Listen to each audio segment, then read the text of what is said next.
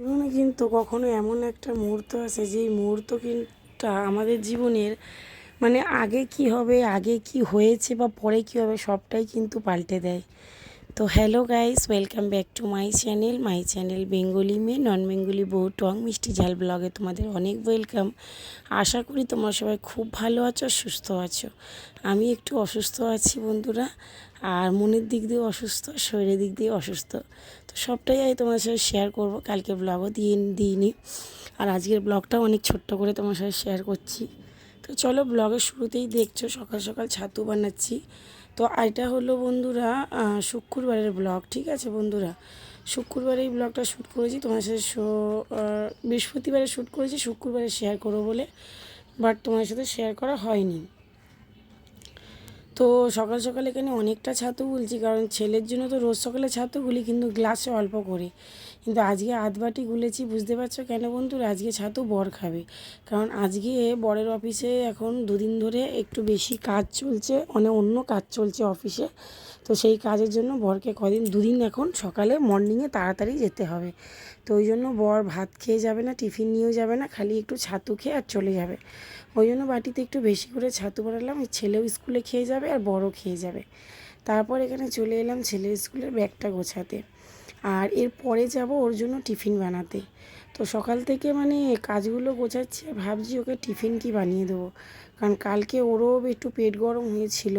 তো কী বানিয়ে দেবো ভাবছি, বিস্কুট কেক দেবো না অন্য কিছু বানিয়ে দেবো।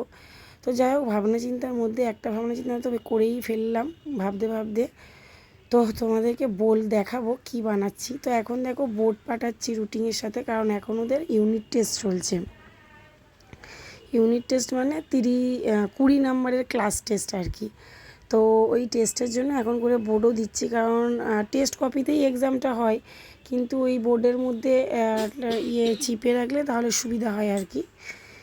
তো ওই জন্য তো এই রুটিনটা গুছিয়ে নিচ্ছি। তো বন্ধুরা, যেটা তোমাদেরকে বলছিলাম যে একটা মুহূর্ত কিন্তু আসে এমন, যে আমাদের জীবনের কিন্তু অনেক কিছু পরিবর্তন করে যায়। আমার বাপের বাড়ির জীবনে এরকম অনেক অনেক ঘটনা ঘটেছে, যেগুলো কিন্তু আমার বাপের বাড়ির নিপটাকে পুরো হিলিয়ে রেখে দিয়েছে। তো যাক, সেই সব কথা পরে হবে। আজকে যেটা কথা হচ্ছে, হঠাৎ করেই না আমার মেজো জায়ের খুব শরীরটা খারাপ করেছে। তো খারাপ করেছে বলতে খুব মানে বড় ধরনেরই কিছু খারাপ বলছি বন্ধুরা, যেমন ওর মানে বেস্টের সিস্টের প্রবলেম দেখা দিয়েছে। তো সেগুলো থেকে মিল্ক ব্লিডিং সব মানে হচ্ছিলো, বেরোচ্ছিলো। তো ওর জন্য খুব মানে একটা টেনশনজনক ব্যাপার হয়ে গেছিলো হঠাৎ করেই। তো যাই হোক, ও রিপোর্ট করতে দিয়েছিল। তো কালকে না বন্ধুরা সেই ফাইনাল রিপোর্টটা আসার কথা ছিল। ওই জন্য প্রচুর টেনশান হচ্ছিলো যে রিপোর্টে কি আসবে না আসবে। যখন কোনো রিপোর্ট আসার ব্যাপার থাকে না বন্ধুরা, একটা আলাদাই রকমের মানে টেনশান মানে হয় মনের মধ্যে। আর যেখানে আমার বাপের বাড়িতে আমরা এই রোগ রিপোর্ট করে এত মানুষকে হারিয়েছি না বন্ধুরা, যে এখন মানে ভেতর থেকে আত্মা পুরো কেঁপে রয়েছে। কারোর যখন কোনো শরীর খারাপ বা কোনো রিপোর্ট শুনি না, মানে আবার যেন সেই পুরনো ঘাগুলো সব একদম কাঁচা হয়ে যায়, যে আবার কি হবে না হবে। মানে প্রচুরই আমরা পুরো ফ্যামিলি টেনশানে ছিলাম। মানে একদমই সেই ইচ্ছাটুকু ছিল না যে আমি ব্লগ বানাই বা এডিট করে তোমার সাথে ছাড়ি বন্ধুরা। সত্যি কথা, এটা একটা অনেক বড় রিপোর্ট ছিল ওর। তো যাই হোক, ফাইনালি কালকে সন্ধ্যে 7:30টার সময় রিপোর্টটা এসেছে, আর রিপোর্টটা বললো ভালো এসেছে। তো মোটামুটি একটু মানে নিশ্চিন্ত হওয়া হয়েছে।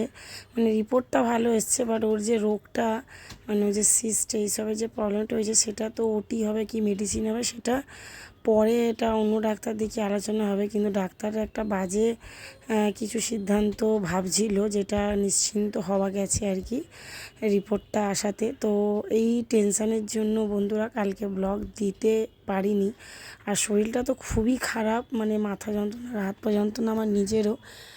তারপরেও আমি ব্লগ দেওয়ার মানে এই যে ইচ্ছা ছিল, এডিটও মোটামুটি অনেকটা করে ফেলেছিলাম, কিন্তু না বন্ধুরা মনের মধ্যে একটা আলাদাই টেনশান কাজ করছিলো জানো তো।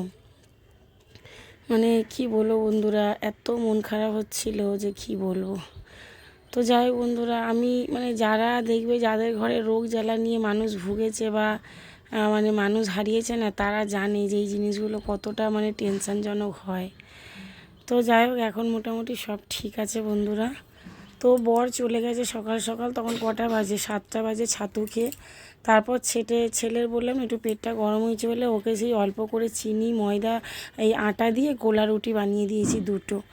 আর ছাতু খেয়ে গোলা রুটি খেয়ে ওকে বড় ছেলে স্কুলে ছাড়তে গেল, কারণ বর তো চলে গেছে, নাহলে বরই ছাড়তে যায়।